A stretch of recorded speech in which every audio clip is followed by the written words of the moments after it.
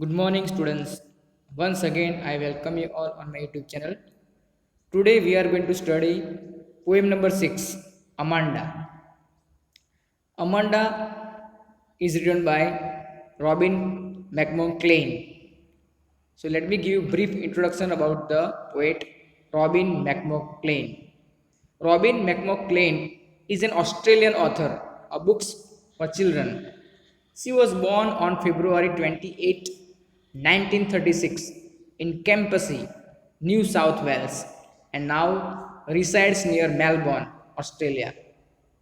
Now, let me give you a brief introduction about the poem. The poem Amanda depicts the state of a little girl's mind who is constantly instructed about do's and don'ts by her elders. She is told not to hunch her shoulders and to sit up straight. She is told to finish her homework and to tidy her room.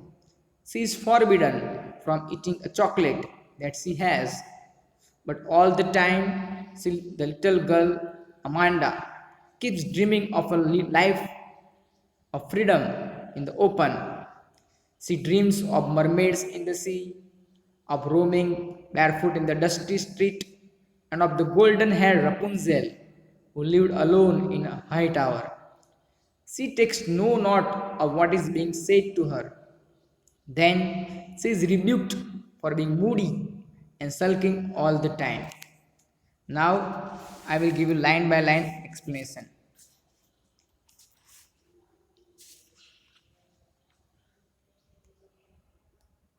Don't bite your nails, Amanda.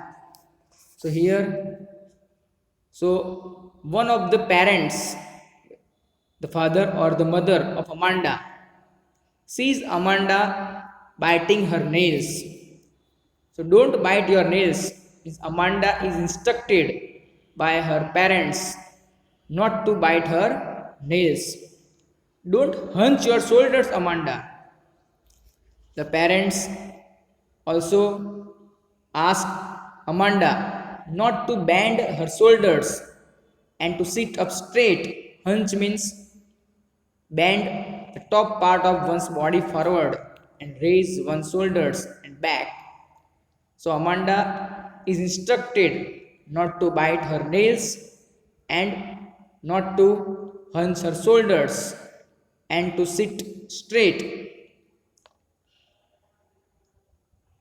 Stop that slouching and sit up straight, Amanda. Slouching means standing or sitting or moving in lazy way, often not quite upright. So the parent nags Amanda. The parent scolds Amanda. Nags means scolds Amanda for sitting lazily with her shoulders bent into a stoop. So in this way, in the first stanza, Amanda is instructed by her parents not to bite her nails, not to hunch her shoulders, to stop slouching and to sit straight. There is a languid emerald sea where the sole inhabitant is me, a mermaid drifting blissfully. So these lines are given within brackets because they reveal the inner thoughts of Amanda. Brackets are used for visual contrast between what Amanda is thinking and what her mother is instructing. So stanzas number 4, 2, and 6, given in parentheses because these stanzas tell the inner thoughts of Amanda. These are given in parentheses to give a visual contrast so that the readers can easily understand. So there is a languid emerald sea. Languid means relaxed. Emerald means a green color, a precious stone of green color, beautiful green color. And soul means only. Inhabitants means who resides in a place. Mermaid means a woman with a head and trunk of a and the tail of a fish. So mermaid is a woman with head and trunk and tail of a fish. So when Amanda is instructed by her parents against her bad habits, Amanda is lost in her own dreams. She imagines herself to be a mermaid, drifting joyfully with the soft waves of the green sea. Amanda imagines that she is the only inhabitant of the beautiful sea and there is no one to nag or to disturb her. So, here the mermaid is a part of Amanda's fantasy in her own created world. As a mermaid sails in the sea carelessly and effortlessly, similarly, Amanda also longs to do so in place where she is all by herself. Did you finish your homework, Amanda? So, in the third stanza, the parents ask Amanda if she has finished her homework. Did you tidy your room, Amanda? Amanda is also asked if she has tidied her room. Tidied means clean, to make neat and clean a room. I thought I told you to clean your shoes, Amanda.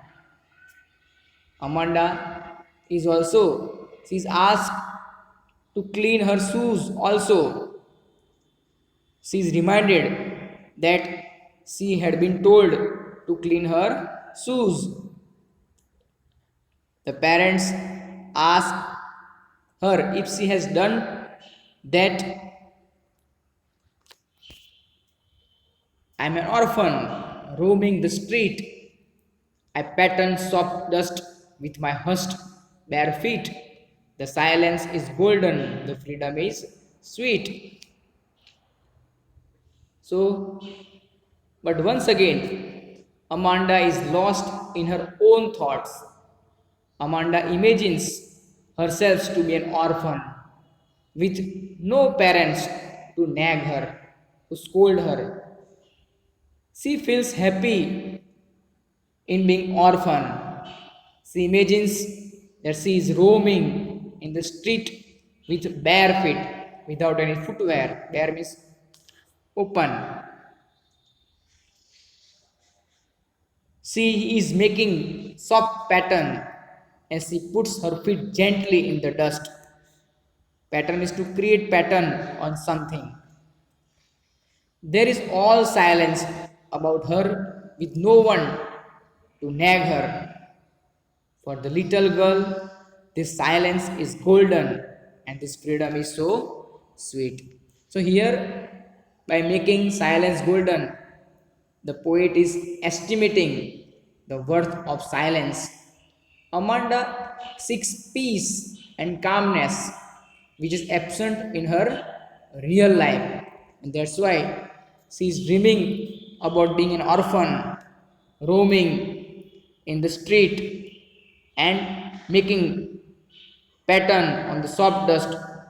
Hushed means quiet, bare feet.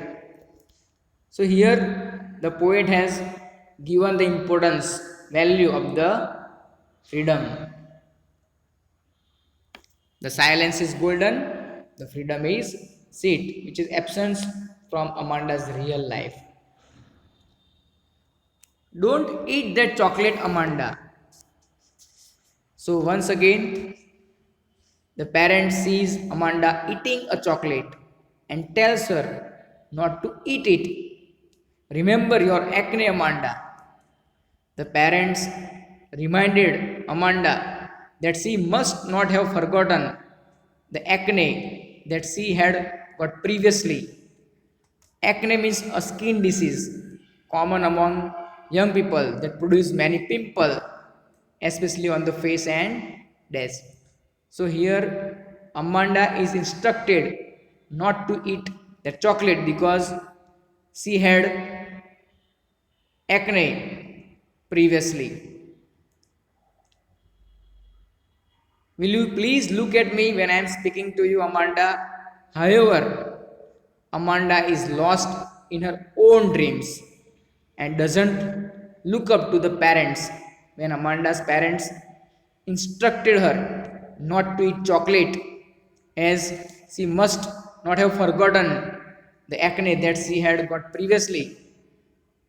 Amanda is lost in her own dreams and she doesn't look up to the parents.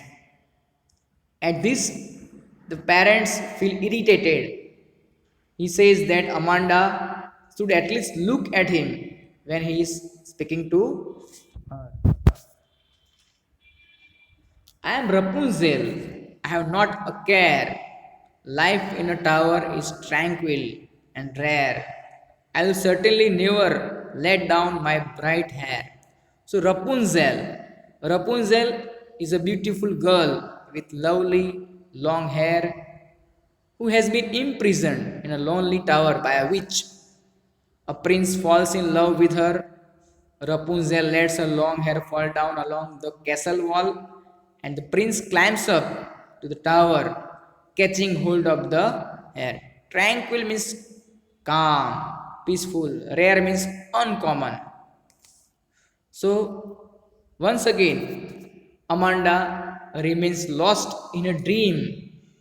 She imagines herself to be a golden haired Rapunzel who lived in a castle and had no care, had no worry. Amanda imagines that life for Rapunzel must have been very peaceful and wonderful in the castle. However, Amanda says that she won't let down her bright hair the way Rapunzel had done. All the troubles of Rapunzel, as we know, had started because of her doing so.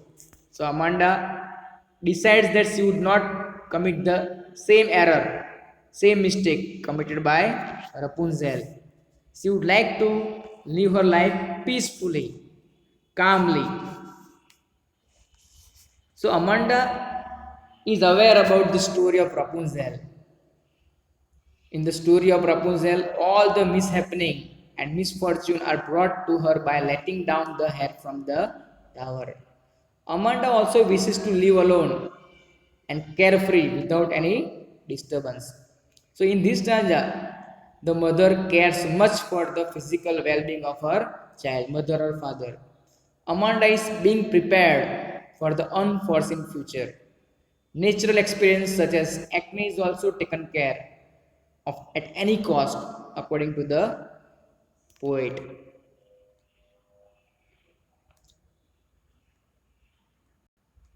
Stop that sulking at once, Amanda. You are always so moody, Amanda. Anyone would think that I nagged at you, Amanda. So stop that sulking. Sulking means being silent because one is annoyed or upset. So in this stanza, the parents keeps talking to Amanda about the various do's and don'ts, but Amanda remains lost in her own dreams. The parents thinks that Amanda is not responding because she is angry. You are always so moody, Amanda.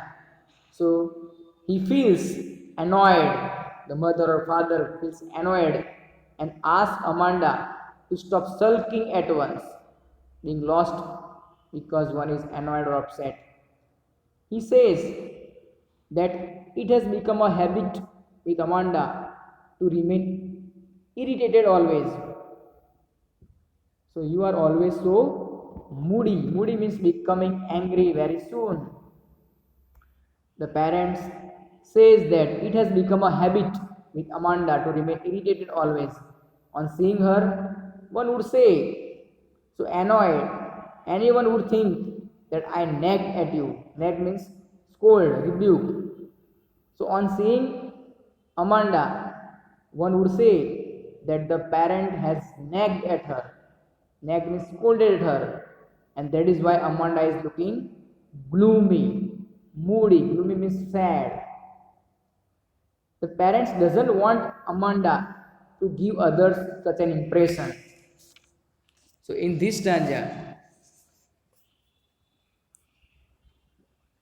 the parents ask Amanda to stop sulking, being silent, to be lost in her dream because she is annoyed or upset, the parents also ask Amanda, stop being moody, because if she remains silent, if she remains moody, then it will give impression to anyone that Amanda is being scolded by her parents.